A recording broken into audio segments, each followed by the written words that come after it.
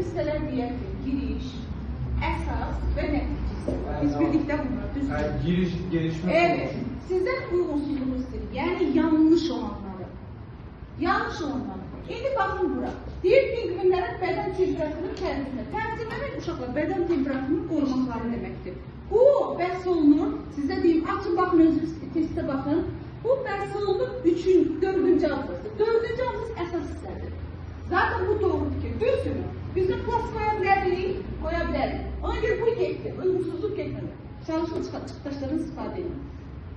Sonra, pingvinlərin yaşadıkları ərazidə.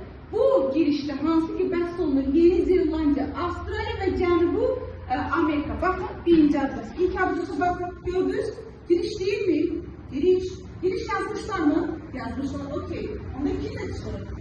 Kalır 3 diyor. Zaten 3 doğruysa, zaten bir an 4'ü ya da 5'i çözsek varyantı çıkartacak. Pingvinlərin çoxalması, harda bəhsədir pingvinlərin çoxalması? Əsas hissə yazdılar. Baxın, pingvinlərin çoxalması nəticə hissədən öndədir. Deməli, əsas hissədir. Üstad, başa düşdüm. Deməli, baxın, buradadır. Əsas hissədir bəhsədir. Bu da doğru fikir. Zaten 4'e çıxdığı zaman qorunan pingvin bağlarının nəticədə yazdıkları. Xeyr.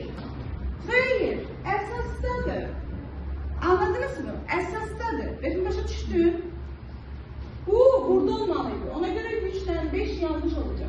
Yani burada anlamadığım bir soru var mı? Ben bir yanlış yapmışım. Yani